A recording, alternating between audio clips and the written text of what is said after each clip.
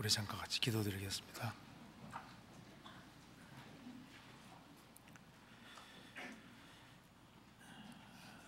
자비로우신 우리 아버지 하나님,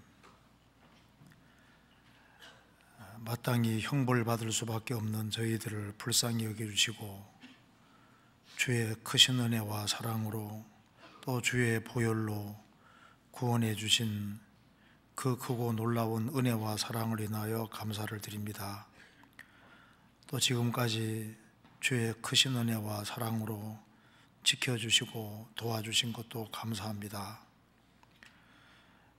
또 주님께서 새해를 허락해 주시고 또 새로운 마음가짐을 가지고 또 한 해를 시작할 수 있는 마음을 주시는 것도 감사드립니다.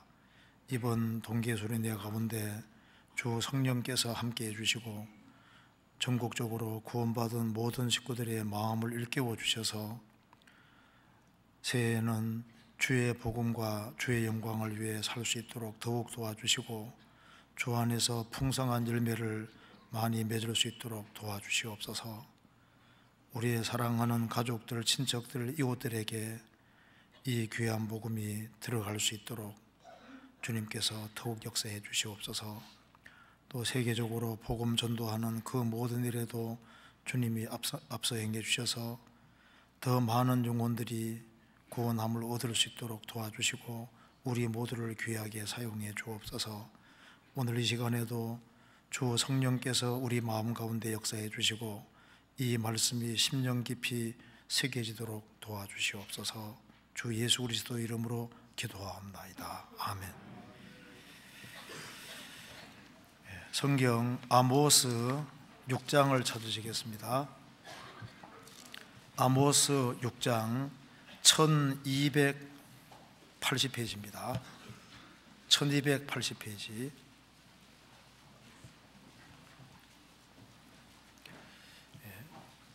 아모스 6장입니다.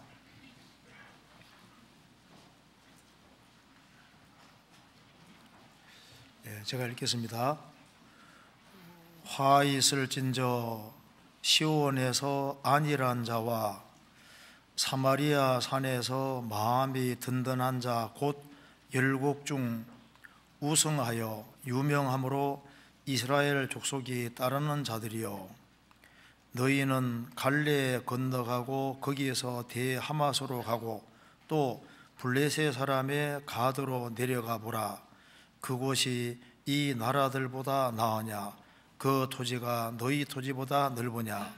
너희는 흉한 날이 멀다 하여 강푸한 자리로 가까워지게 하고 상하상에 누우며 침상에서 기지개를 켜며 양떼에서 어린 양과 우리에서 송아지를 취하여 먹고 비파에 맞추어 헛된 노래를 지절거리며 다윗처럼 자기를 위하여 악기를 제조하며 대접으로 포도주를 마시며 귀한 기름을 몸에 바르면서 요셉의 혼란을 인하여는 근심치 아니하는 자로다.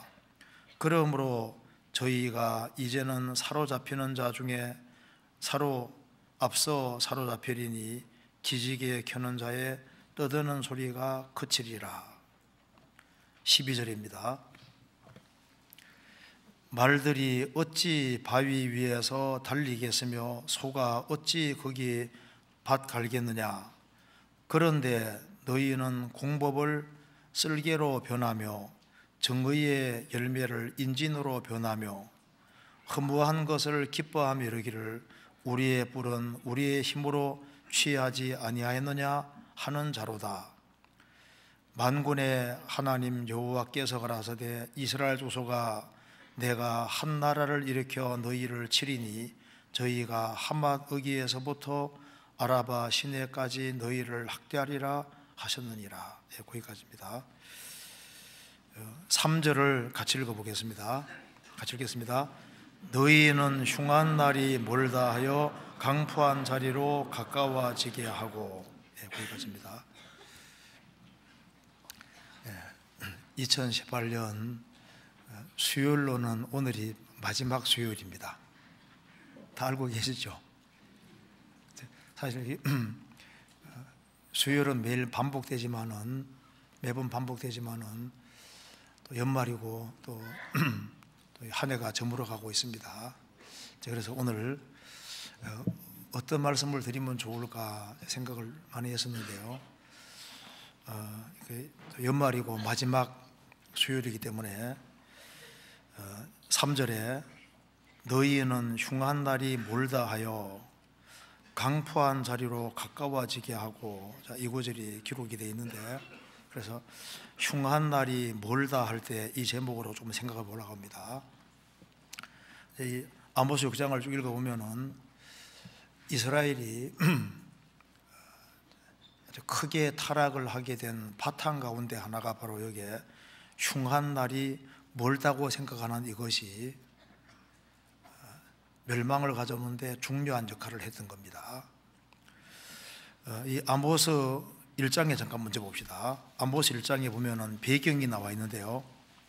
아모스 1장 1절에 유다 왕 우시야의 시대 곧 이스라엘 왕 요아스의 아들 여로보암의 시대에 지진 전 2년에 드고와 목자 중 아모스가 이스라엘에 대하여 묵시받은 말씀이라. 아모스는 뽕나무를 배양하는 사람이었습니다. 아주 평범한 사람인데 유다 사람입니다. 그런데 이제 북이스라엘로 이제 하나님의 말씀을 전하기 위해서 보내심을 받았습니다. 이 시대가 유다 왕 우시야 시대라고 되어 있고 이스라엘 왕 여로보암 2세 시대입니다. 이제 그런데 여로보암 2세가 죽고, 대략 계산해 보니까 여로보암 2세가 통치를 꽤 오래 했는데 여로보암 2세가 죽고 32년 정도가 지나서 북이스라엘이 멸망하게 됩니다. 그러니까 여기에 아모스 6장을 보면은 이스라엘이 타락의 길을 걷고 많은 우상 숭배를 했음에도 불구하고 경제적으로는 크게 번창했기 때문에 망한다고 생각을 못했던 거예요. 그래서 흉한 날은 아주 멀리 있다고 생각을 했던 겁니다.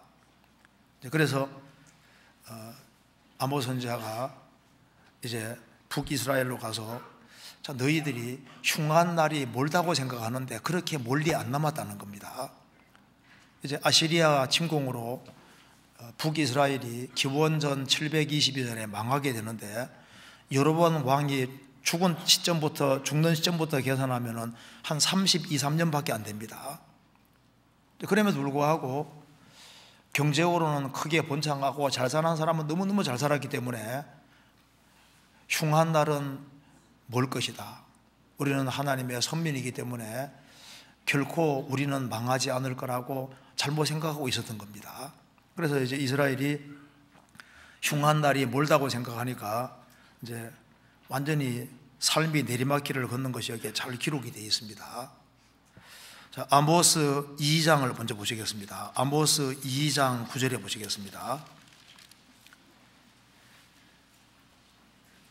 2장 9절, 하나님께서 먼저 이스라엘에게 베푸신 은혜를 먼저 이야기를 하고 있습니다.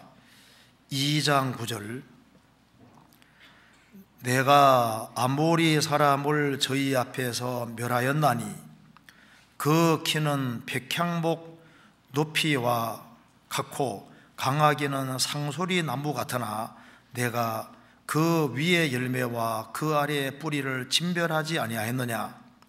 내가 너희를 애굽 땅에서 이끌어내어 40년 동안 광야에서 인도하고 아모리 사람의 땅을 너희로 차지하게 하였고 또 너희 아들 중에서 선지자를 너희 청년 중에서 나시르 사람을 일으켰나니 이스라엘 자손들아 과연 그렇지 아니하냐. 이는 여호와의 말씀이니라.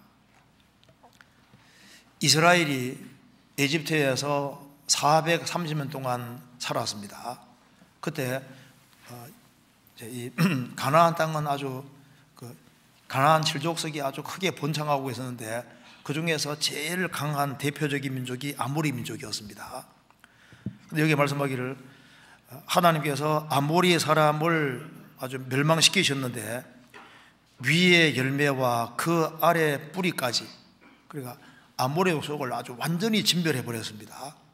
진멸하고, 그리고 내가 너희를 애굽 땅에서 이끌어내어 이스라엘 민족을 출애굽시킨 것이 하나님 은혜였습니다. 또 40년 동안 광야에서 인도하고 40년 광야 생활 동안에 하나님이 낮에는 구름 기둥, 밤에는 불기둥으로 그들을 인도해 주시고 만나 내려주시고 400년 동안 그들을 먹이셨고, 그리고 이제 아모리 사람의 땅을 너희로 차지하게 하였고 가나안 땅을 차지하게 했습니다. 이게 얼마나 큰 은혜입니까? 또 그리고 이스라엘 민족이 불순종의 길을 걸어갈 때마다 너희 아들 중에서 선지자들을 일으켰다. 하나님이 많은 선지자들을 보내주셨습니다. 그래서 그들이 신앙생활을 바르게 할 수 있도록 말씀도 내려주시고, 또 너희 청년 중에서 나실인을 일으켰다.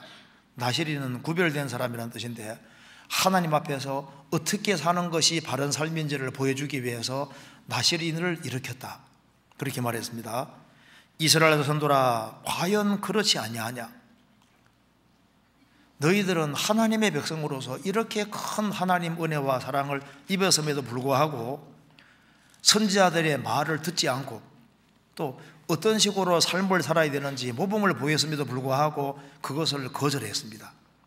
그리고 이방 사람들의 잘못된 풍습을 받아들이고 이방 사람들의 죄를 받아들이고, 그리고 이제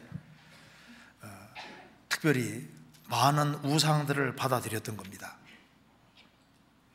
그럼에도 불구하고 그들은 여로보암 2세 당시에 경제적으로 크게 번창을 했습니다. 그래서 부한 사람은 아주 부하고 가난한 사람은 아주 가난하게 됐습니다.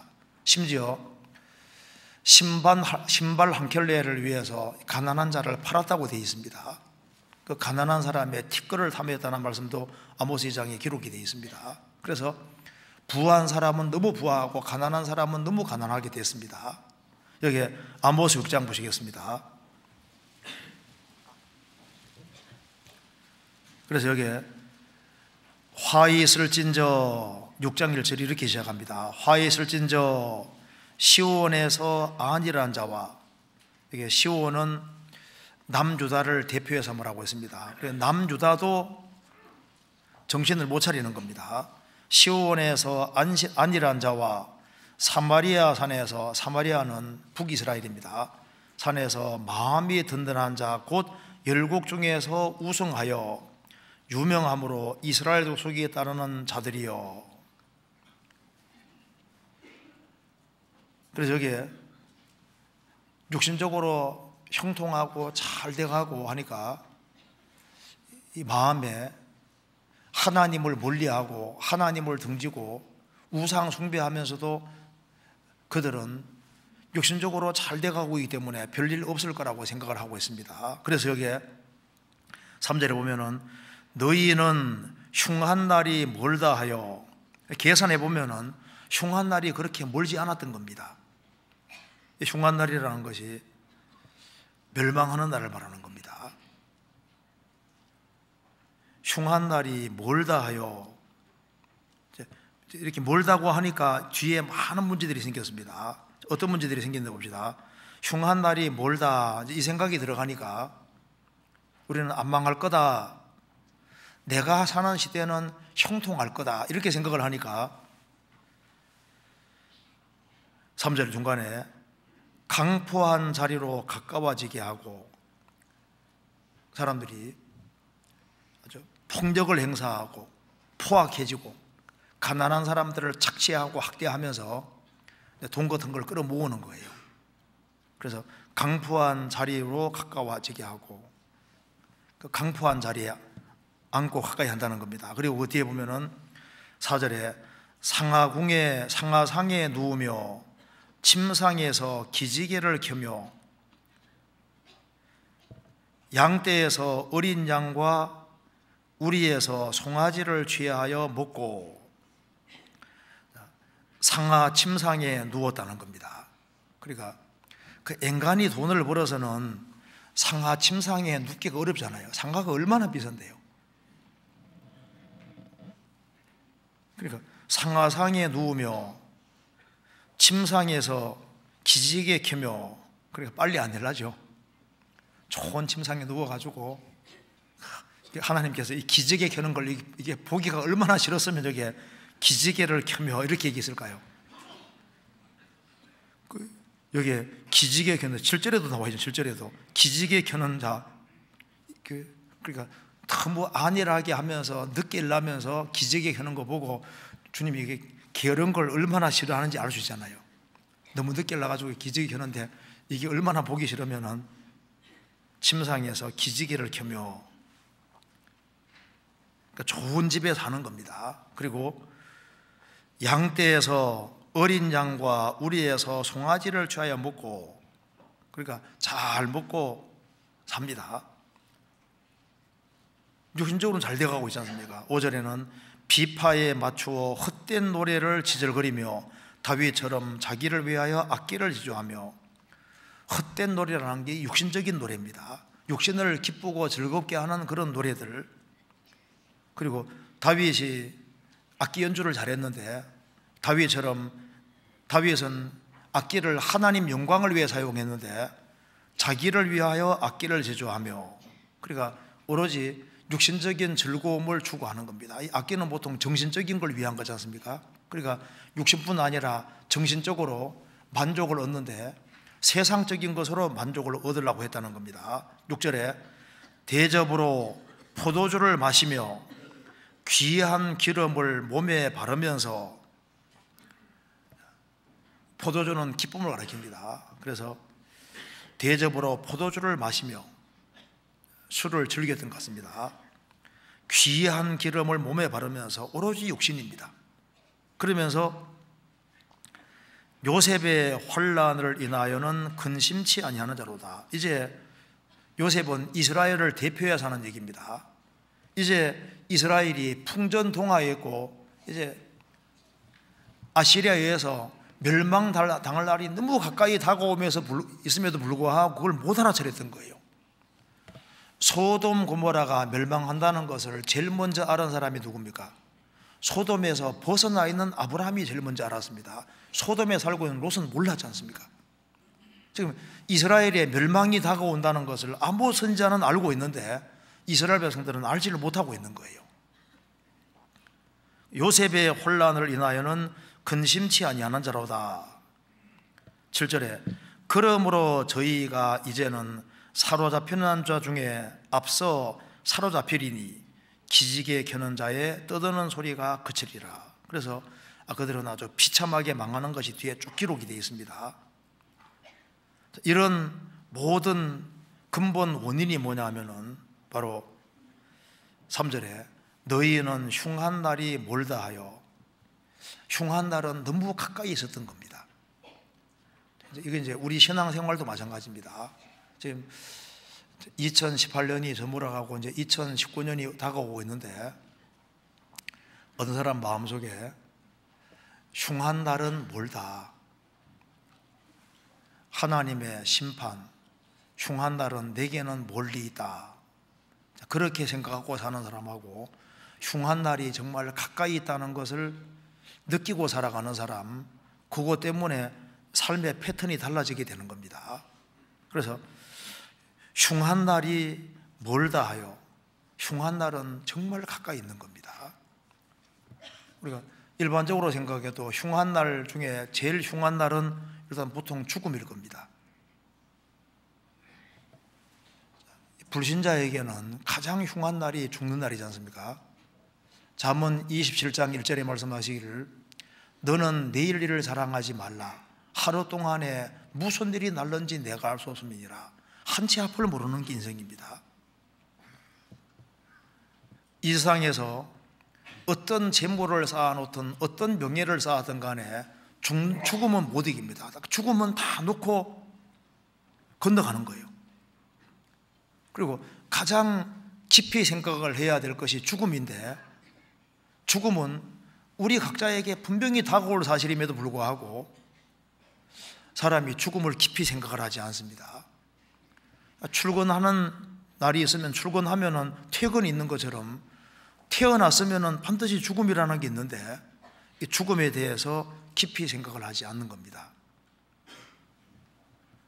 구원받은 성도에게도 죽음은 옵니다. 성경 사도행전 12장에 보면은 분봉왕 헤롯에 대한 얘기가 나오는데 분봉왕 헤롯이 이제 그 요세푸스라는 사람의 글에 보면은 은으로 만든 옷을 입고 나타난 겁니다.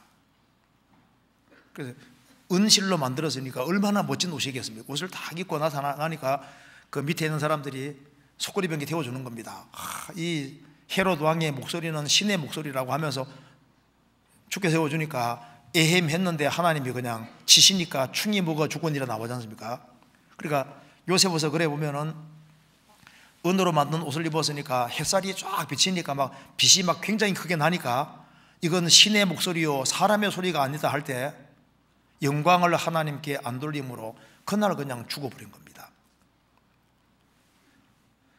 헤롯 왕이 자신이 그때 죽을 줄 몰랐습니다. 갑자기 압살롬이 다윗의 왕위를 찬탈해 자기가 왕이 됐지 않습니까? 그런데 자기 아버지와 전쟁하러 나갈 때 노새를 타고 나갔는데 상수리 나무 가지에 걸려 죽을 줄을 몰랐습니다. 그날이 자기가 죽는 날이라는 걸 알았으면 아주 심각하게 생각을 했을 겁니다. 그런데 사람들이 월동 준비 같은 건 하면서도 죽음을 준비를 안 하는 거예요. 죽음을. 우리 각자에게 또 죽음은 옵니다. 여기 성경에 흉한 날이 멀다. 불신자에게는 물론 죽음은 흉한 날이 됩니다. 그런데 물론 성도에게는 흉한 날은 아니죠. 그리고 이제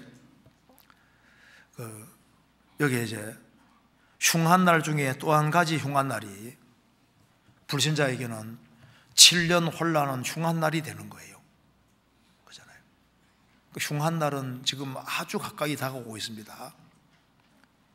참 이 죽음 중에요. 제가 신문에 한번 보니까 그 가족이 이제 고향 간 사이에 한 사람이 그 세탁기에 빠져 죽은 거 옛날에 신문에 나왔었죠. 그러니까 사람 참 죽음 중에 슬픔 죽음들이 있는 거예요. 이제 그러니까 죽음이라는 건 아주 가까이 있는 겁니다. 지금 우리는 7년 혼란 전에 살면서 7년 혼란 속에 벌어질 것을 미리 다 보는 아주 특별한 시대입니다. 그리고 불신자에게는 최후의 심판 날도 그렇게 멀지 않습니다. 이제 죽음 딱 건너가면은 심판을 받아야 되고 최후의 심판을 받을 때 얼마나 그들에게 흉한 날이 되겠습니까? 그리고 주님이 오시면은 그리스도인들도 그리스도인의 심판대 앞에 서야 됩니다. 흉한 날은 아주 가까이 있는 겁니다. 흉한 날이 멀다 하여 흉한 날은 가까이 있습니다. 성경 야고보서 5장 보시겠습니다. 야고보서 5장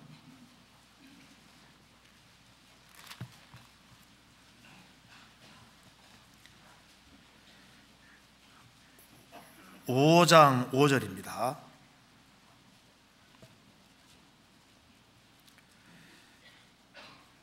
제가 읽겠습니다. 너희가 땅에서 사치하고 연락하여 도살의 날에 너희 마음을 살찌게 하였도다. 5장 1절에 들어라 부한 자들아 라고 하시면서 이 부한 자들에 대해서 얘기하면서 너희가 땅에서 사치하고 연락하여 도살의 날에 너희 마음을 살찌게 하였도다. 여기 부자들을 가리켜서 도살의 날, 도살은 짐승 죽이는 날입니다. 그 돼지 잡는 날이잖아요. 여기 부자들을 가리켜서 짐승 같다고 표현을 하고 있습니다. 예수님께서도 마태복음 7장에서 말씀하시기를 거룩한 것을 개에게 주지 말며 너희 진주를 돼지 앞에 던지지 마라. 예수님 입에서도 사람을 가리켜서 거룩한 것을 개에게 주지 말며 너희 진주를 돼지 앞에 던지지 마라. 사람 중에 죄송한 얘기지만 개 같은 사람, 돼지 같은 사람 있다고 말씀하신 겁니다. 누가복음 13장에서도 예수님께서 분봉왕 헤롯을 가리켜서 저 여우에게 가서, 예수님 입에서 분봉왕 헤롯을 가리켜서 저 여우라고, 여우 같은 사람이라는 거지 않습니까? 이게 이성 없는 짐승 같아서, 이게 이제 하나님을 등지고 살아가는 모든 사람들은 하나님 보실 때 짐승 같은 거예요. 그러니까 도살의 날이 다가오고 있는 겁니다. 짐승 잡는 날이 다가오는 것처럼 지금 심판의 날이 다가오고 있는데, 지금 아모스 6장에 나와 있는 사람들, 흉한 날이 멀다 하면서 오로지 육체만 위해 살고 있지 않습니까? 좋은 집에서, 상하궁전에서, 상하궁에서, 상하집에서 먹고 마시고 즐기고 오로지 육신을 위해서 살고 있습니다. 주님 보실 때 오로지 땅의 것만 추구하는 모든 사람은 멸망하는 짐승과 꼭 같은 거예요. 존귀에 처하나 깨닫지 못하는 사람은 멸망하는 짐승 같도다. 잔치집의 돼지와 같아 그 말입니다. 혹시 돼지 멱다는 소리 들어봤습니까? 잔치집이 다가올수록 돼지에게 잘 먹입니다. 살을 많이 찌우지 않습니까? 지금 노아 홍수 전 시대 때도 사람들은 먹고 마시고 시집가고 장가하고 육신적으로 크게 살찌고 있었습니다. 그런데 노아 홍수 1년 홍수가 1년 혼란이라고 할 수 있는데, 그게 바로 도살의 날인 거예요. 짐승 같은 사람을 다 죽인 것이 노아 홍수입니다. 지금 현대인들을 보세요. 다 짐승들 비슷하게 돼가고 있습니다. 이 사람의 생각 속에 하나님에 대한 생각을 빼버리고 영혼에 대한 생각을 빼버리고 금세가 전부라고 하는 그 생각을 집어넣으면 짐승하고 똑같은 거예요. 과거에는 대학생 하면 인생을 고민을 많이 했거든요. 이제 술자리에 이렇게 앉아서도 인생을 고민하고 인생 얘기를 논했는데 요즘 그런 거 없습니다. 먹고 마시고 즐기고. 저도 지금도 아주 생생한데 저희 동네에서 돼지 잡을 때요, 소리가 얼마나 큰지 돼지 멱다는 소리 들어보신 분 많이 있을 겁니다. 소리가 얼마나 큰지 동네가 떠나갈 듯이 그 비명 소리, 그게 남의 얘기가 아닙니다. 만일 우리가 노아 홍수 시대 때 방주에 탄 동물들과 사람들을 제외하고는 홍수 안에 다 죽었는데, 그때 만일 그들이 물에 죽어가면서 비명 소리를 만일 녹음해놓고 여기에 들려준다면 정말 끔찍한 소리일 겁니다. 주님 오시면은 들림받지 못하고 남는 사람에게 하나님이 7년 환란 속에서 재앙 내리실 때 7 인의 심판 때 인류의 4분의 1이 죽고, 7 나팔 심판 때 인류의 3분의 1이 죽고, 7 대접 심판 때 인류가 거의 다 전멸당하는데, 그 무서운 재앙, 그 사람들이 죽어가면서 지르는 비명소리 들으면은 얼마나 충격스럽고 무서운 소리가 되겠습니까? 흉한 날은 가까이 있는 겁니다. 그런데 많은 사람들이 흉한 날이 멀다고 생각했고, 그리고 이 아모스 시대 때 문제가 있습니다. 이거 찾아보시겠습니다. 아모스 6장 12절입니다.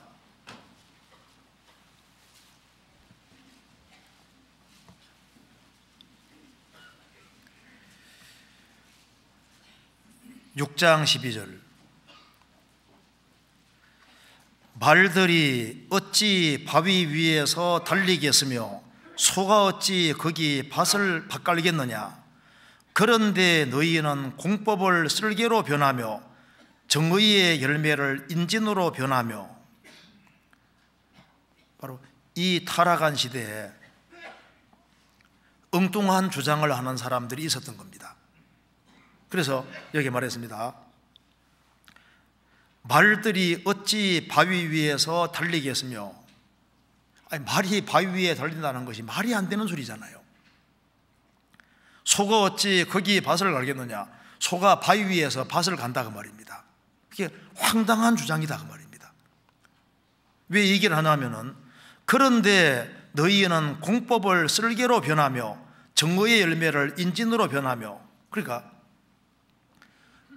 하나님의 말씀을 던져버리고 정의를 던져버리고도 아무 일이 없을 거라고 생각하는 그 생각이야말로 정말 하나님의 명백한 말씀을 어기고도 나는 잘 돼 갈 거다, 행복해질 것이다, 하나님의 축복을 받을 것이다, 그렇게 말하는 주장은 뭐가 같냐면은 말들이 바위 위에 달린다는 주장과 똑같아. 소가 바위 위에서 밭 간다, 그런 소리나 하나님 말씀을 공법을 쓸개로 변하고 정의의 열매를 인진으로 변하는, 그러니까 하나님 말씀을 던져버리고 진리가 아니라 정의가 아니라 불의를 행하면서 아무 일도 없을 거라고 하는 주장은 이건 황당하고 완전히 거짓된 주장이다 그 말입니다. 그래서 13절에 허무한 것을 기뻐하며, 우상입니다. 우상을 기뻐하며 이르기를 우리의 뿔은 우리 힘으로 취하지 아니하였느냐 하는 자로다. 하나님 도움 없이도 우리는 우리 힘으로 잘 먹고 잘 살 수 있다고 생각하는, 이런 건 착각 중에 착각이라고 얘기를 하고 있는 겁니다. 지금 현대인들을 보세요. 하나님 말씀을 그냥 막 집어 던져버리는 시대입니다. 성경 완전히 반대로 하면서도 아무 일이 없을 거라고 생각하는 시대가 우리 시대입니다. 만일 우리 가운데서도 하나님의 명백한 말씀이 있음에도 불구하고 이 말씀을 어기고도 나는 잘 돼 갈 거다 생각하는 사람은 말들이 바위 위에 달린다고 주장하는 사람과 똑같고, 소가 바위 위에서 밭을 간다는 사람하고 똑같은 겁니다. 시편 36편에 말씀하시기를 하나님의 의는 하나님의 산들 같다고 했습니다. 하나님의 의로운 말씀은 거대한 산과 같다고 한 겁니다. 성경의 명백한 말씀을 어기는 사람은 거대한 산과 부딪히는 사람하고 똑같은 거예요. 성경하고 꽝 부딪히면 이기겠습니까? 창세기 1장 1절에 태초에 하나님이 천지를 창조하시니라, 하나님이 천지 창조하셨다고 되어 있는데, 하셨는데 진화론자들이 진화됐다고 수많은 사람이 일어나서 대항해도 창세기 1장 1절하고 부딪히면 자기가 깨지는 거예요. 그렇잖아요. 성경 말씀을 어기는 것은 지혜로운 것이 아닙니다. 그리고 구원을 받은 사람 중에도 나는 교회를 떠나서도 신앙생활 멋지게 잘할 수 있다, 그거야말로 정말 황당한 주장입니다. 그런 주장은 이제 전도 열심히 하다가 감옥에 잡혀가서 이제 나오지도 못하고 몇 년 동안 감옥살이 하는 사람, 그런 사람은 좀 이해가 되는데, 그게 아니라 멀쩡한데 교회가 있는데 교회 안 나오고 나는 내 혼자 신앙생활 잘할 수 있다, 그 생각은 완전히 거짓된 생각인 거예요.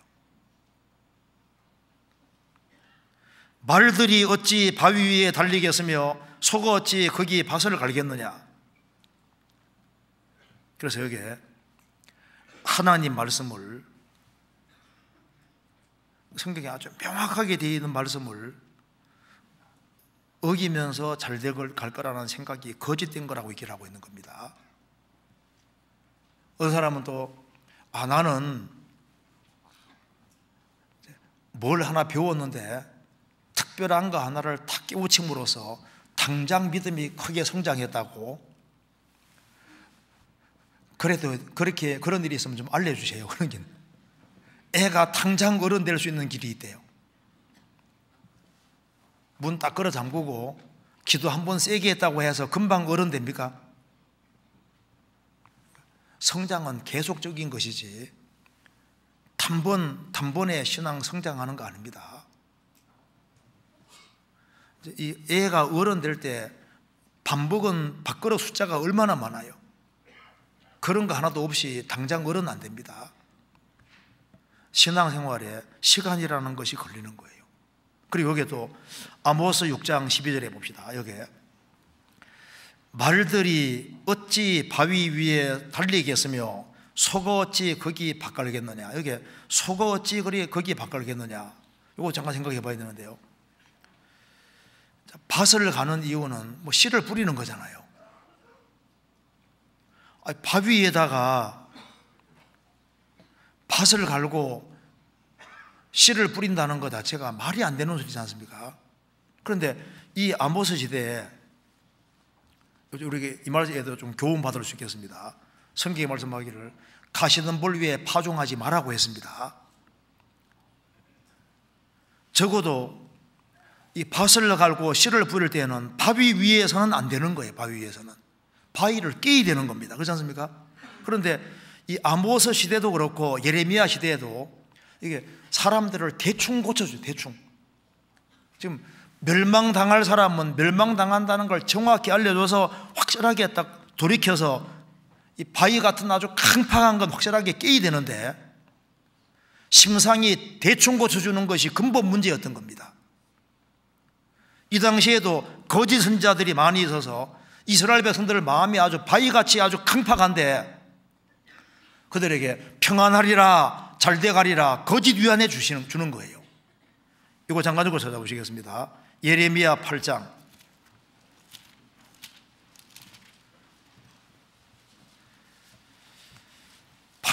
11절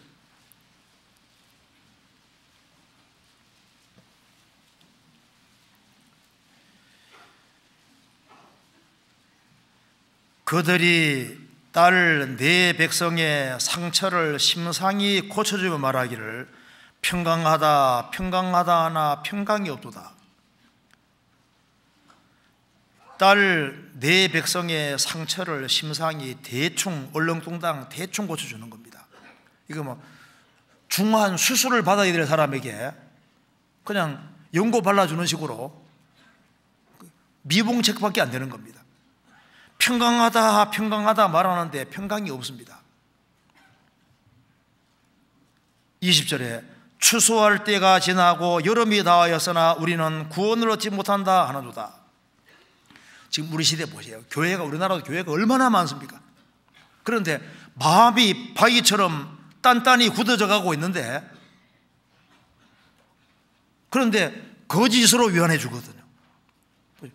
복음은 전하는데 영접 기도 한다고 해서 영접 기도는 시키는데 영접 기도에서 영접이 되냐고요. 영접 기도에서 영접되는 경우는 극히 드문 경우입니다.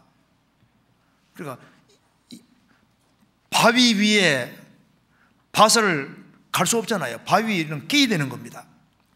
지금 마음이 아주 완고와 광팍한데 어떻게 그 마음 속에 씨가 들어갈 수 있겠습니까? 그러니까 아모스 선지자의 말을 들어야 되는 겁니다. 자신들이 화가 있다는 걸 깨닫고 근본적으로 돌이켜서 하나님의 생명을 받아야 되는데 그렇게는 못한 겁니다. 지금 교회는 많지만은 정말 생명을 얻은 사람, 정말 구원을 받은 사람은 너무너무 적습니다. 마음이 얼마나 강팍하고 완고한데요. 사람이 구원을 받아야만 돌 마음에서 고기 마음이 됩니다. 돌은 단단한데 고기는 말랑말랑하잖아요. 구원을 받고 하나님의 생명을 얻어야만 마음이 부드러워져서 쉽게 찔림을 받고 그래야 되는데 지금 뭐예요? 교회는 다니지만은 자기 멋대로 생각하는 사람이 너무 많습니다. 근본적으로 바위가 안 깨져 있는 거예요. 그래서 가짜들이 너무나도 많아지는데 우리 시대에 정말 복음을 전하는 교회를 찾기가 정말 어렵습니다. 우리가 구원을 받은 것은 정말 기적인 줄 알아야 됩니다. 바로 이 아모스 이 시대에 참 생명을 얻은 사람이 너무나도 적었던 겁니다.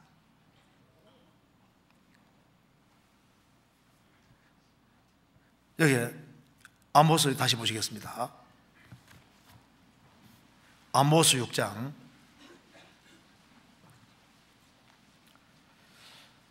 3절. 너희는 흉한 날이 멀다 하여. 흉한 날이 멀지 않고 우리 가깝다는 걸 생각하게 됩니다. 왜냐하면 우리가 연말이고 이제 한 해를 또 맞이하게 되는데, 그만큼 주님의 재림이 가까이 다가왔고 7년 혼란에서 그만큼 가까워진 겁니다. 고린도 전서 7장에 형제들아 내가 이 말을 하노니 때가 단축하여진 고로, 그러니까 때가 단축했다는 것은 주님 재림편에서 가까워졌다는 겁니다. 안에 있는 자들은 없는 자같이 하며, 우는 자들은 울지 않는 자같이 하며, 기쁜 자들은 기쁘지 않는 자같이 하며, 매매하는 자들은 없는 자같이 하며, 세상 물건을 쓰는 자들은 다 쓰지 못하는 자같이 하라. 이 세상의 형적은 지나갑니다. 때가 단축하여진 고로 주님 재림편에서 너무 가까이 다가왔다는 겁니다. 그래서 주님이 오실 텐데, 주님이 오시면은 정말 오실 날이 다가온다는 사실을 깊이 생각을 하는 사람, 흉한 날이 정말 가까이 다가오고 있는 시대입니다.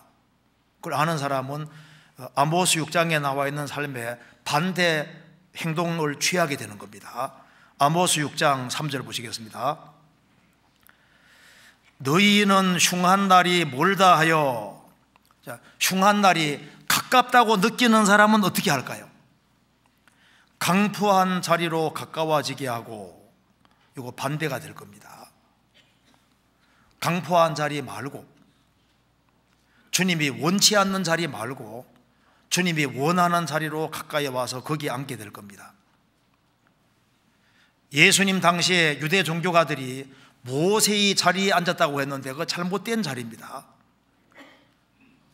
율법을 준행하는 자리가 아니라 자신이 율법을 가지고 판단하는, 그건 오만되고 잘못된 자리입니다. 복 있는 사람은 악인의 꾀를 좇지 아니하며 죄인의 길에 서지 아니하며 오만한 자의 자리에 앉지 아니하고, 오만한 자의 자리, 그 잘못된 자리가 있는 겁니다. 이 세상에서 구원을 안 받은 상태로 높은 자리로 올라가면 올라갈수록 그게 위험한 자리가 되는 거예요. 세상 사람 봤을 때는 뭐 훌륭한 선생님이 되고 교수가 되고 그게 좋은 자리일지 모르지만은 구원을 안 받았으면 그게 아주 큰일을 날 자리일 수도 있습니다. 그런데 구원을 받고 흉한 날이 가까이 오고 있다는 것을 정말 느끼는 사람은 강포한 자리 말고 주님이 원하시는 그 자리에 앉으려고 하는 겁니다. 주님이 원하시는 자리가 어떤 자리일까요? 자, 먼저 한번 찾아봅시다. 누가복음 14장. 이 자리가 정말 좋은 자리입니다. 누가복음 14장 7절입니다.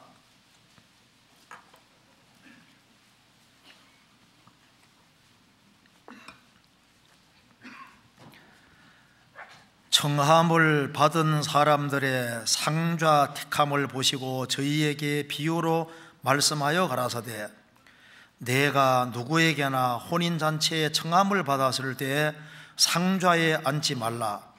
그렇지 않으면 너보다 더 높은 사람이 청함을 받은 경우에 너와 저를 청한 자가 와서 너더러 이 사람에게 자리를 내어주라 하리니 그때 내가 북구로 말석으로 가게 되리라.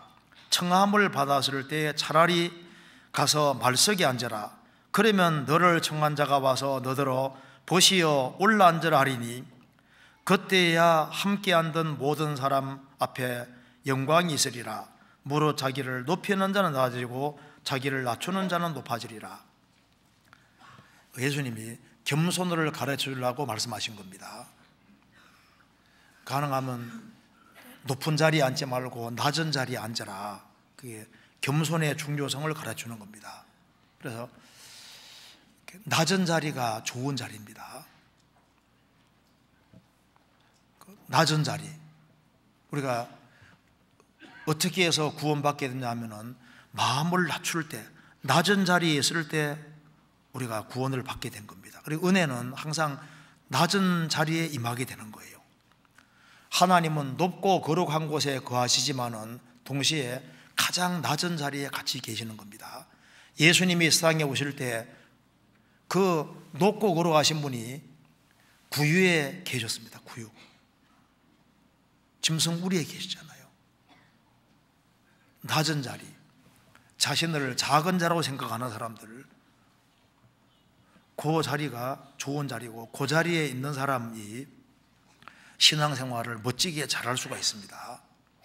그리고 자리 중에서 정말 좋은 자리가 말씀을 듣는 자리, 이건 정말 좋은 자리인 거예요.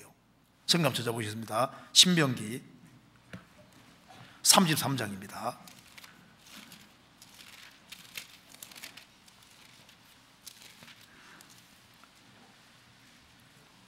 33장 3절.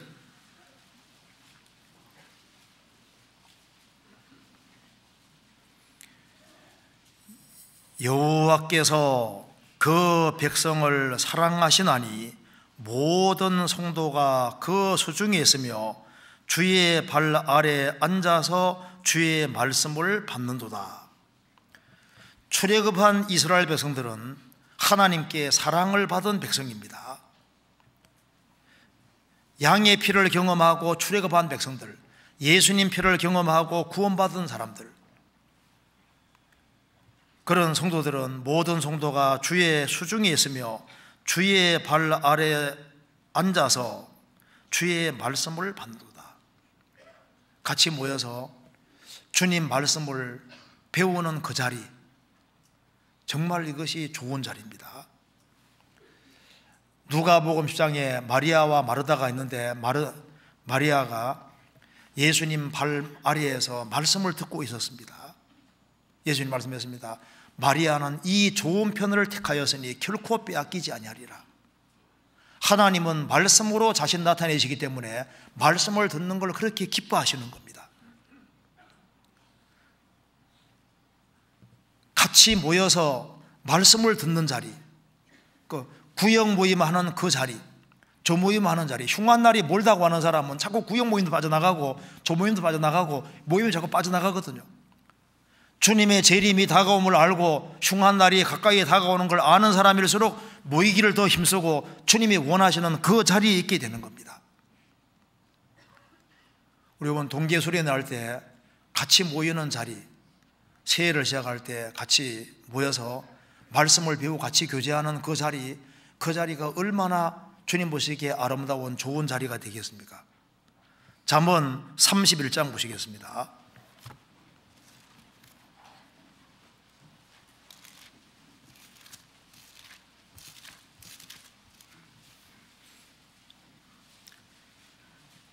(31장) 22절.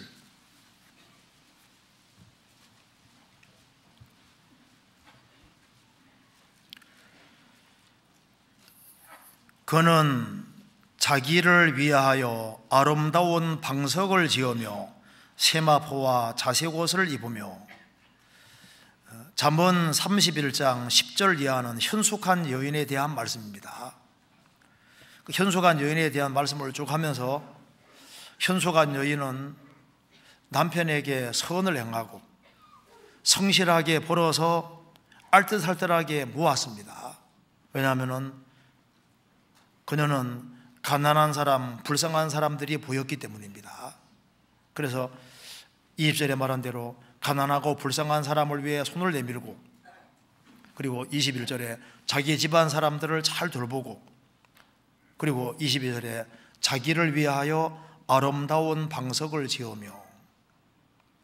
자기를 위해서 한 것 중에 하나가 아름다운 방석을 지으며, 방석이라고 그랬는데 침규루가 다 포함됩니다. 이불도 포함되고 방석도 포함되고 여러 가지가 포함되는데, 자기를 위하여 아름다운 방석을 지으며.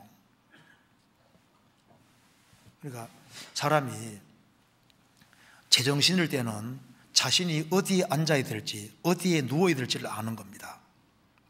이부자리는 눕는 곳이고 방석은 앉는 곳이잖아요. 자기를 위해서 이부자리를 만들고 방석을 만든다. 사람이 제정신이 아닐 때는 잘못된 데 누워있게 되거든요. 그리고 잘못된 자리에 앉습니다. 근데 제정신이 딱 돌아오면은 자기가 있을 자리를 아는 거예요. 그러니까 우리가 구원받은 성도라면은 성도가 있어야 될 자리가 있는 겁니다. 그래서 주님이 원하시는 그 자리에 있는 사람, 그 사람은 나중에 주님 오실 때 영광의 자리에 같이 앉게 되는 겁니다. 이기는 자, 그 사람은 내 보좌에 함께 앉게 하여 줄 것이다. 주님의 영광의 보좌에 앉는데 왜 그 보좌에 앉냐 하면은 주님이 원하시는 자리에 앉아 있기 때문입니다. 동계 수련회 할 때 주님 원하시는 자리에 앉아 있고 또 여기 와서 이제 누워 자는 분도 있을 거 아니에요. 그래서 그리스도인들이 같이 누워서 잠을 자고 같이 일어나고 동고동락하는 그 자리, 주님이 정말 아름답게 보실 겁니다. 그리고 동계수련회에 참여하고 한 해를 시작하는 사람하고 동계수련회에 참여하지 않고 한 해 시작하는 것이 분명히 다를 겁니다. 똑같을까요? 다를까요? 다르죠. 시작이 참 중요한 겁니다. 그래서 여기에 흉한 날이 한 해가 저물어 가고 새해가 오는데 그만큼 주님 오실 날이 가까이 다가오고 있는 겁니다. 그러니까 그걸 자꾸 느끼는 사람은 주님 원하시는 자리로 가까이 가게 되어 있는 거예요. 아모스 6장 4절, 그리고 여기에 상하상에 누우며 침상에서 기지개를 켜며 라고 했습니다. 침상입니다. 상하로 된 침상에 누우며 침상에서 기지개를 켜며, 그러니까 여기 자리가 나오고 3절에 강포한 자리가 나오고 그 다음에는 침상, 눕는 곳이 나오잖아요. 침상. 근데 침상에서 기지개를 켜며, 성경에 침상에 대한 말씀이 굉장히 많이 나와 있습니다. 안 좋은 침상도 나와 있고 주님 원하시는 침상도 나와 있는데 몇 군데 찾아보시겠습니다. 여기 시편 36편 보시겠습니다.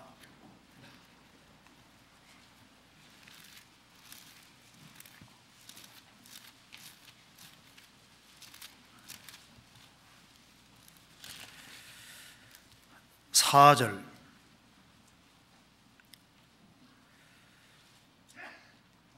저는 그 침상에서 죄악을 꾀하며 스스로 불선한 길에 서고 악을 싫어하지 아니하노도다. 저는 그 침상에서 죄악을 꾀하며, 보통 이 침상이 잠자는 곳인데요, 그 침상에서 보통 이렇게 누워서 보통 생각을 좀 하며 잠이 들지 않습니까? 근데 침상에서 누워서 콜똘히 생각하는데 죄악을 꾀하면서 자는 사람도 많은 거예요. 침상에서 죄악을 꾀하며 아침에 일어나면은 스스로 불선한 길에 서고 악을 싫어하지 않는도다. 밤에 잠들 때 악한 것을 꾀하고 계획하면서 일어나면 악을 행하게 되는 거예요. 성경에서 침소를 더럽히지 말라고 했습니다. 창세기 49장에 루벤은 아비의 침상에 올랐다. 오르지 말아야 될 침상에 오른 겁니다. 잠언7장에도 소년이 음녀에게 속아서 잘못된 침상에 올라갔다고 되어 있습니다. 침상이 때로는 험담하는 장소가 될 수도 있습니다. 전도서 10장 보시겠습니다.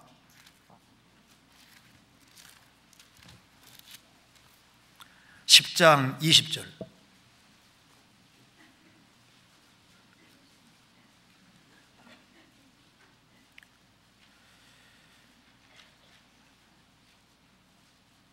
심중에라도 왕을 저주하지 말며 침방에서라도 부자를 저주하지 말라. 공중의 새가 그 소리를 전하고 날점성이 그 일을 전파할 것임이니라. 심중에라도 왕을 저주하지 말아라. 침방은 가장 은밀한 곳인데 침방에서라도 부자를 저주하지 말라. 침상에서, 침방에서 주로 무슨 대화를 나누며 잠을 자는지 그 대화 나눈 내용도 주님 다 듣고 있습니다. 보통 밤에 밀담 같은 것이 이루어지고 밤에 보통 모의가 이루어지는데 우리가 침상에 도대체 주로 무슨 대화를 나누는지, 도대체 뭘 생각하는지, 또 다른 사람도 침상에서 떼굴떼굴 군들고 일을 하지는 않는 겁니다. 잠언 26장 보시겠습니다. 26장 14절.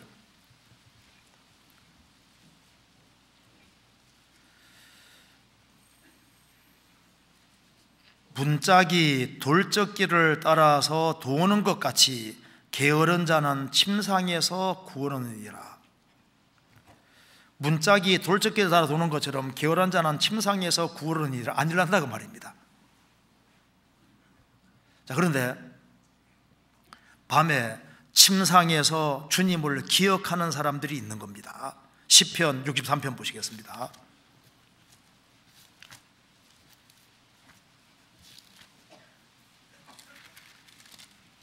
6절.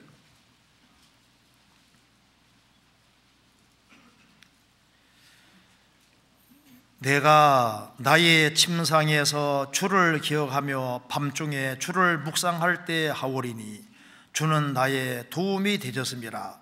내가 주의 날개 그늘에서 즐거이 부르리이다. 내가 나의 침상에서 주를 기억하며 주를 묵상할 때 하오리니 주는 나의 도움이 되셨습니다. 시편 149편 5절에도 저희는 침상에서 기쁨으로 노래할지어다. 침상은 보통 이게 누워서 생각하는 곳입니다. 그리고 시편 6편 보시겠습니다. 6편 6절입니다.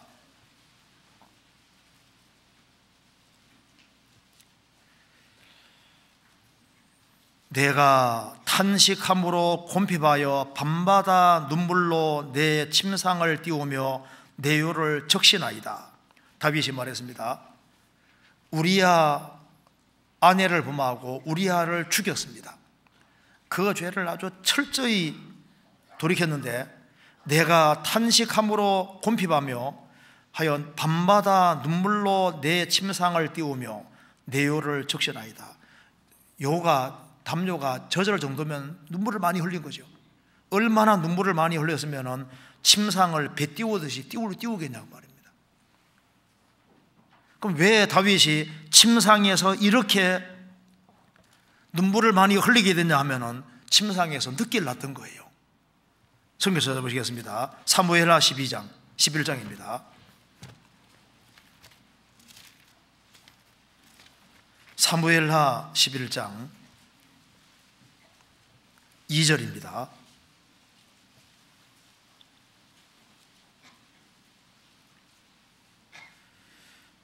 저녁 때 다윗이 그 침상에서 일어나 왕궁 지붕 위에서 거닐다가 그곳에서 보니 한 여인이 목욕을 하는데 심히 아름다워 보이는지라. 성경에서는 보통 단회적인 한 번인 사건은 잘 기록이 안 되어 있습니다. 여기에 보면은 저녁 때 다윗이 그 침상에서 일어나, 이게 한 번만 저녁 때 침상에 일어난 것이 아닐 겁니다.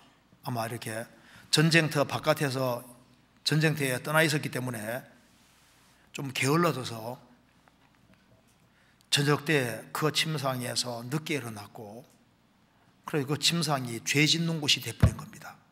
우리 아내를 범하게 되지 않습니까? 이것 때문에 다윗이 침상에서 얼마나 눈물을 많이 흘렸습니까? 그래서 아모스 6장에서 말한 대로 침상에서 그 기지개를 켜고, 왜냐하면 이게 안일해지는 거예요. 침상에 아주 벌떡 일어나야 되는데 게을러지는 겁니다. 그러니까 누가 분발하게 되냐 하면은 흉한 날이 가까운 것을 아는 사람은 마음이 급해지고 분발하게 되는 것이고, 흉한 날이 멀다 생각하면 마음이 세상적이 되고 우상이 들어오게 되고 마음이 느긋해지고, 그래서 부지런해지지 않고 게을러지게 되는 겁니다. 성경에서 1, 2 제사장에 대한 얘기가 나와 있는데 1, 2 제사장은 의자에 앉았다는 말이 3번이나 나와 있습니다. 그 1, 2 제사장이 굉장히 뚱뚱했습니다. 움직이기를 싫어했던 거예요. 그래서 결국은 의자에 앉아있다가 의자에 자빠져서 결국은 죽습니다. 게을렀던 거예요. 그래서 이 게으른 사람은 마귀가 주둔하기 제일 좋은 곳입니다. 그래서 게으르면은 성경에 보면 게으른 자하고 친구가 있는데 찾아보시겠습니다. 잠언 26장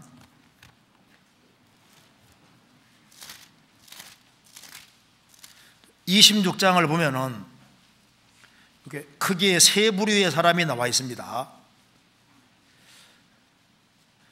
1절부터 12절까지는 미련한 자에 대한 말씀입니다. 이렇게 1절에도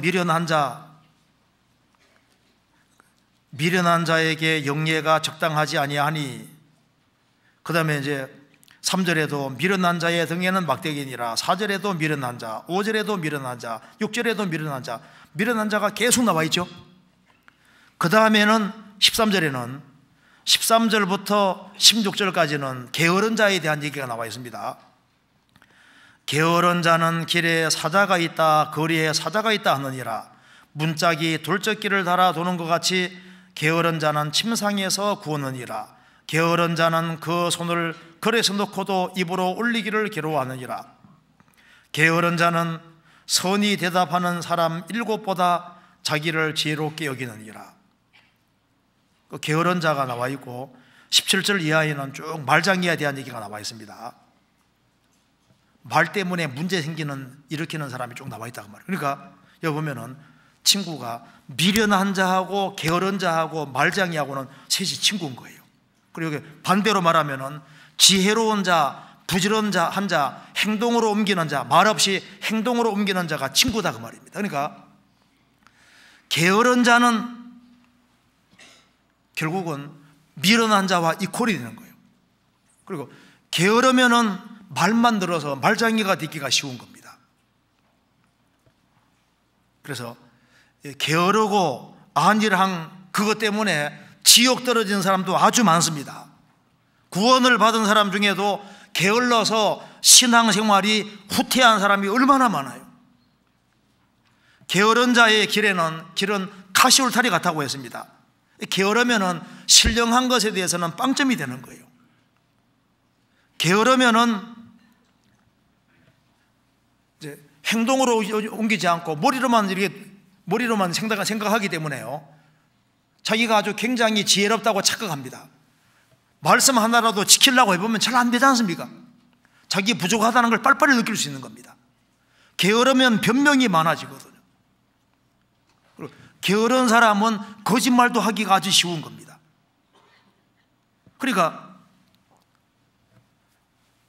여기 흉한 날이 멀다 하면 자꾸 게을러지는 겁니다. 밥을 새끼 먹듯이 성실을 식물로 삼으라고 말씀하신 것처럼 매일매일 성실하게 근실하게 살아야 되는데, 성경에 보면 하나님께 쓰임받은 사람은 하나같이 근실하고 성실한 사람들입니다. 베드로는 어부지만은 그는 성실한 사람이었습니다. 물고기가 안 잡히니까 밤이 맞도록 수고했다고 되어 있잖아요. 밤이 맞도록. 성경에 쓰임받은 사람은 하나같이 근실하고 성실하고 침상에서 벌떡 일어나는 그런 사람들이었던 겁니다. 성경 아모스 다시 보시겠습니다.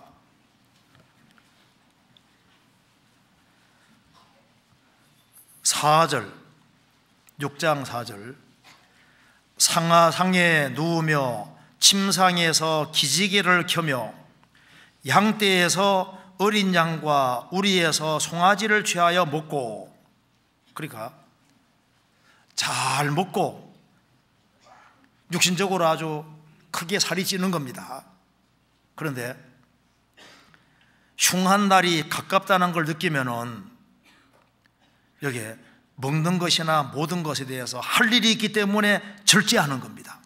근신하고 삼가하는 겁니다. 그래서 잠언 1장에 보면은 잠언은 지식과 근신을 주기 위함이라 했는데, 잠언 1장 4절에 지식과 근신은 연결되어 있어요. 참 지식은 사람을 근신하고 삼가하게 되는 겁니다.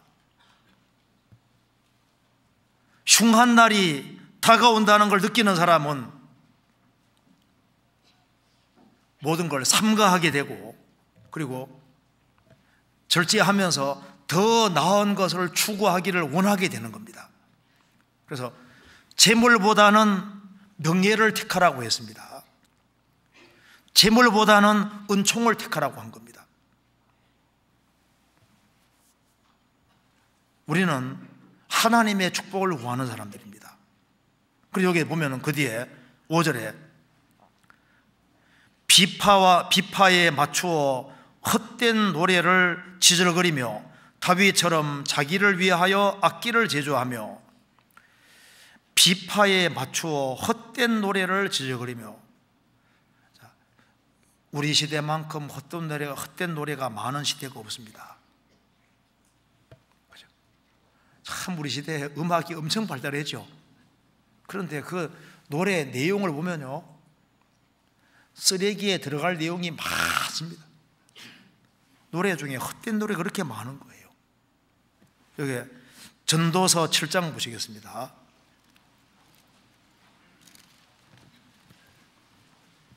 7장 5절.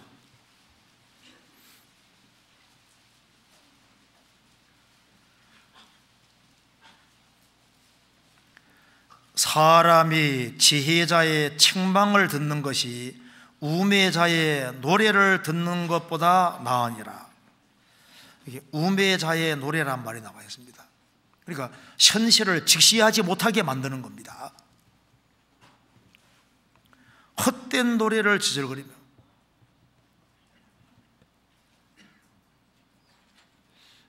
비파에 맞추어 헛된 노래를 지저거리며, 요즘 이 음악이 사람에게 영향을 아주 많이 미칩니다. 헛된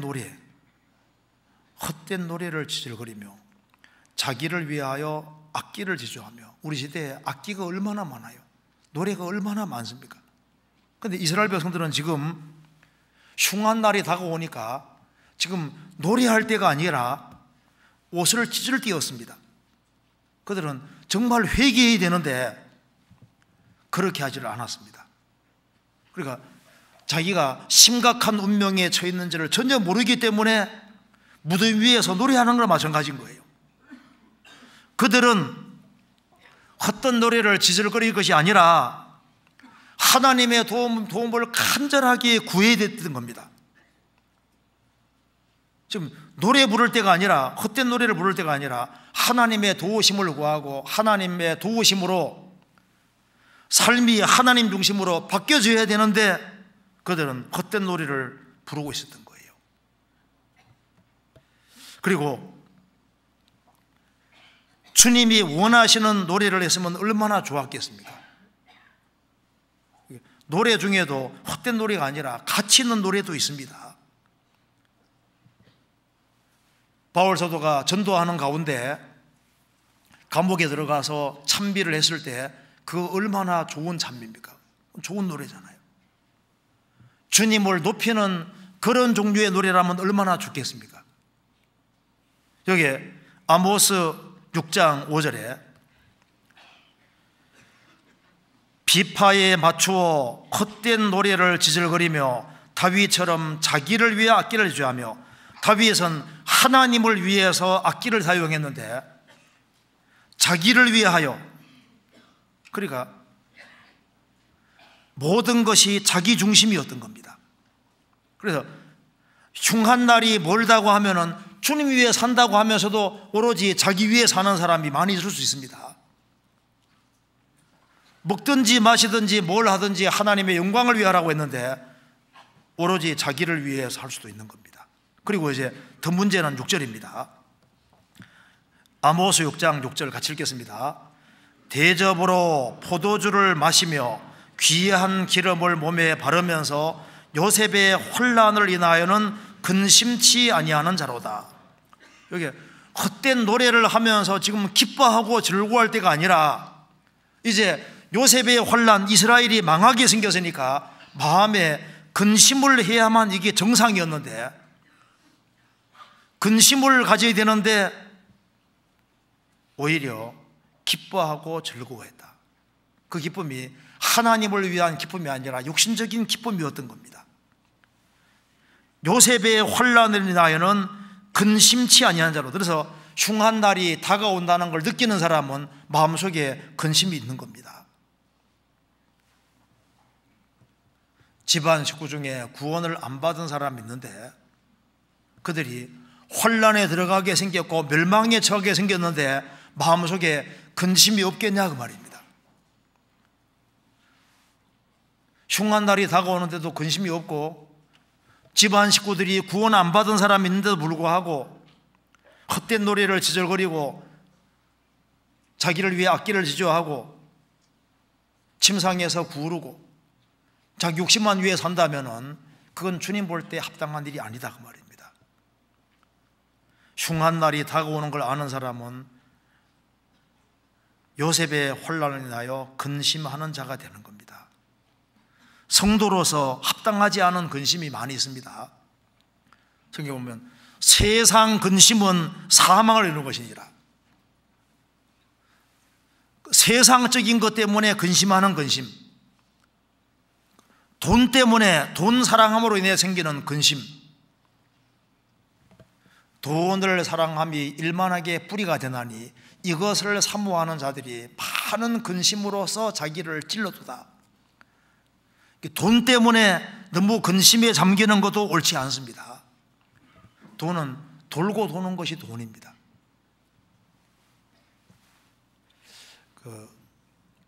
돈이 많은 게 꼭 좋은 게 아닙니다. 과부가 두 랩돈 집어넣었을 때 주님이 제일 많이 집어넣었다고 했습니다. 소득이 적을지라도 정직하게 근실하게 살면서 헌금할 때 비록 돈이 적을지라도 얼마나 그 가치 있는 돈입니까? 우리의 주인은 주님이 주인이지 돈이 아닙니다. 돈 때문에 너무 염려하고 근심하고 하는 그 근심도 합당하지 않은 근심입니다. 하나님의 성령을 근심하게 하지 말라. 그리스도인이 바르게 행동하지 아니하면은 하나님의 성령이 근심합니다. 그리고 무엇을 먹을까, 무엇을 마실까 하여 구하지 말며 근심하지 말라고 주님 말씀하셨습니다. 먹고 사는 것 때문에 너무 근심하는 근심, 이런 근심 말고 정말 주님이 원하시는 근심, 이런 근심이 필요한 겁니다. 그래서 흉한 날이 다가온다는 걸 알면은 주님이 원하시는 쪽으로 근심을 하게 되는 겁니다. 성경 고린도후서 7장입니다.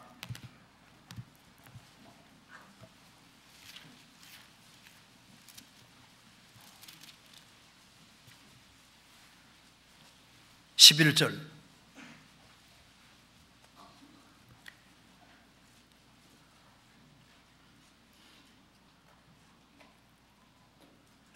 (10절부터) 제가 읽겠습니다. 10절 하나님의 뜻대로 하는 근심은 후회할 것이 없는 구원에 이르게 하는 회개를 이루는 것이요 세상 근심은 사망을 이루는 것이니라. 보라, 하나님의 뜻대로 하게 한 이 근심이 너희로 얼마나 간절하게 하며 얼마나 변명하게 하며 얼마나 분하게 하며 얼마나 두렵게 하며 얼마나 사모하게 하며 얼마나 열심히 있게 하며 얼마나 벌하게 하였는가. 너희가 저희 일에 대하여 일절 너희 자신의 깨끗함을 나타내었느니라. 하나님의 뜻대로 하는 근심은 사람을 간절하게 하고 자신은 옳게 행했다는 것을 알려주는 변명하게 하고, 잘못된 것에 대해서는 아주 분하게 만들고 두렵게 하게 하고 얼마나 사모하게 하며 열심히 있게 하고, 주님 원하시는 뜻대로 하는 좋은 근심이 있는 겁니다. 그리고 이런 근심은 정말 필요한 근심입니다. 로마서 9장 1절,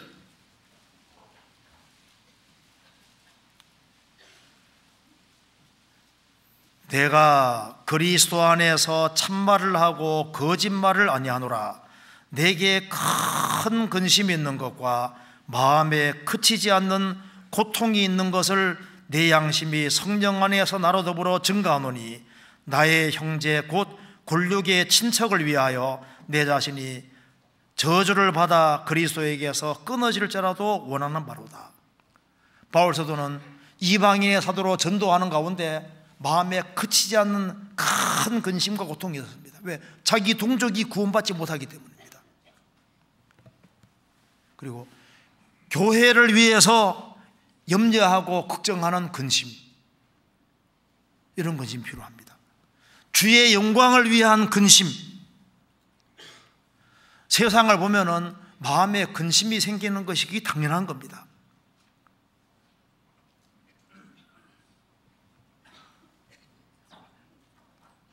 우리에게 주님이 원하시는 그런 근심이 있습니다. 그래서 마음에 주님이 원하시는 쪽으로 바른 근심을 가진 사람은 바른 근심이 이게 삶의 원동력이 됩니다. 바울 사도가 신약 성경 14권을 기록한 이유도 교회들을 염려했기 때문에, 교회 문제를 염려했기 때문에, 그것 때문에 글을 쓴 거지 않습니까? 편지 써준 거지 않습니까? 물론 성령의 감동으로 썼지만, 그리고 바울 사도가 3차에 걸쳐서 많은 곳을 다니면서 전도를 하면서 한 이유도 그 마음 깊은 속에 영웅심 때문이 아니라 영혼을 불쌍히 여기는 염려하는 마음, 그 근심하는 마음, 그것이 삶의 동기가 됐던 겁니다. 그래서 마음에 주님 원하시는 그런 염려와 근심이 있는 사람, 그런 사람들은 다른 사람보다 더 힘있게 분명히 살 수 있을 겁니다. 그러니까 주님 원하시는 쪽으로 근심은 필요한 겁니다. 그리고 여기 아모스 6장 다시 보시겠습니다.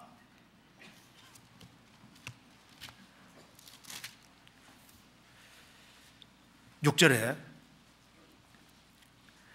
대접으로 포도주를 마시며 귀한 기름을 몸에 바르면서 요셉의 혼란을 인하여는 근심치 아니한 자로. 이거 보면 얼마나 이기적인지를 알 수 있습니다.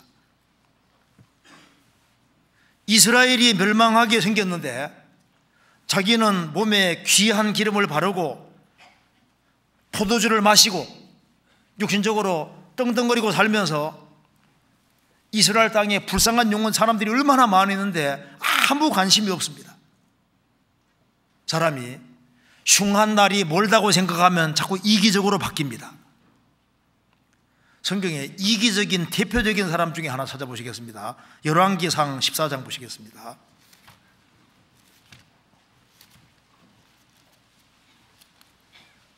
14장 1절에 보시겠습니다.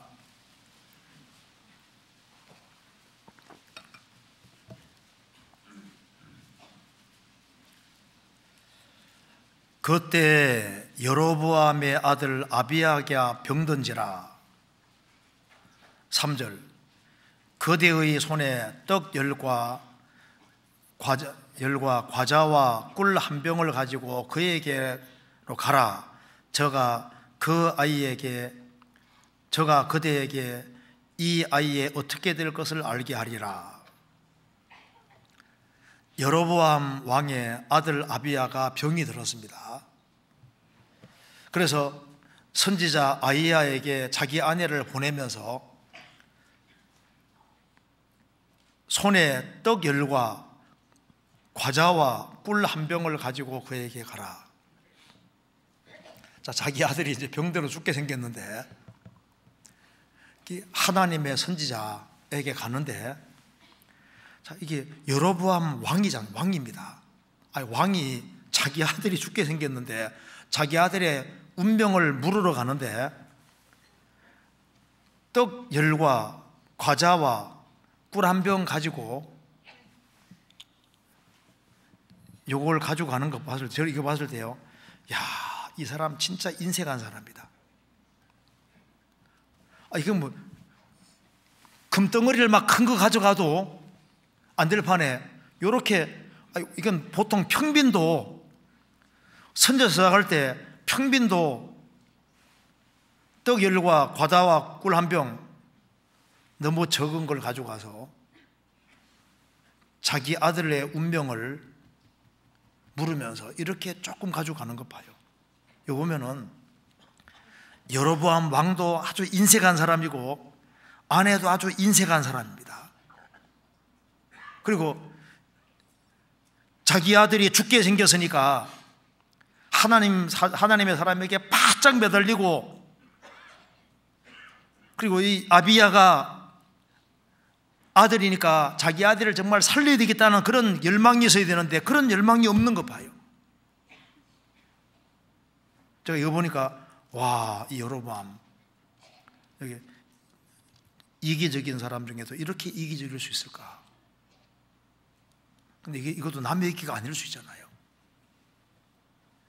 사람이 흉한 날이 멀다고 자꾸 생각이 들면은 자기 중심적이 자꾸 된다니까요. 흉한 날이 다가오고 있고 주님 오실 날이 다가오고 있고 주님을 만나야 된다는 걸 알면은 이타적이 되고 후하게 되고 희생해서라도 더 많은 사람을 건지고 세우려고 하도록 하는 그런 마음이 생기는 게 당연한 겁니다. 이 아모스 6장에서 말한 대로 지금 이스라엘 백성들은 멸망 직전에 있었던 겁니다.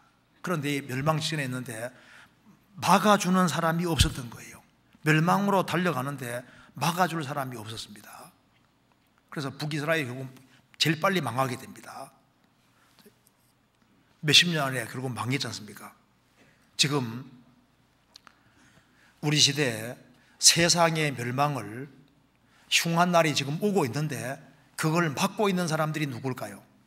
거듭난 크리스찬들입니다. 성령께서 교회를 통해서 막고 계시고 교회가 일하는 동안에 막아주시는 거예요. 어느 날 흉한 날은 반드시 옵니다. 근데 흉한 날이 올 때 사실 우리에게는 무슨 날일까요? 우리에게는 가장 유쾌한 날이 오게 되는 겁니다. 성경 사도행전 3장 보시겠습니다.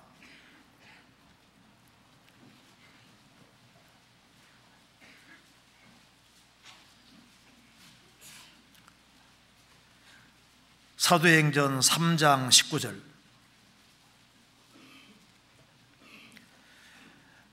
그러므로 너희가 회개하고 돌이켜 너희 죄 없이 함을 받으라.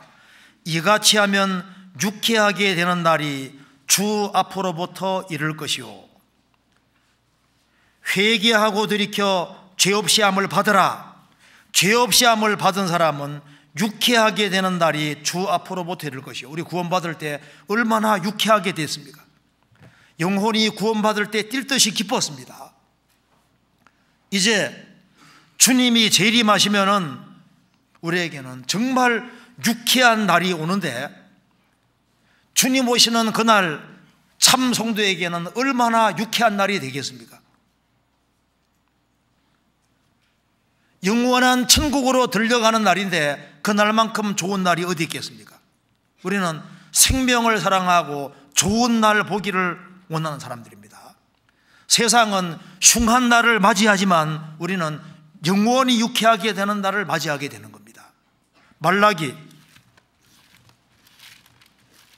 3장입니다.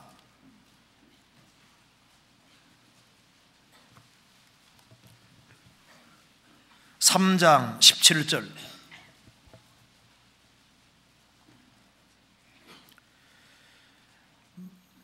만군의 여호와가 이르노라. 내가 나의 정한 날에 그들로 나의 특별한 소유를 삼을 것이요 또 사람이 자기를 섬기는 아들을 아낀 같이 내가 그들을 아끼리니 내가 나의 정한 날에 그들로 나의 특별한 소유를 삼을 것이다. 특별한 소유가 영역본에 주어져 보속으로 되어 있습니다. 예수님이 학계에서 1장에 말한 대로 예수님은 만국의 보배로 오셨습니다. 만국의 보배로 오셨는데 한 사람이 구원받으면은 주의 영이 속에 들어오니까 그 사람도 보배가 되는 거예요.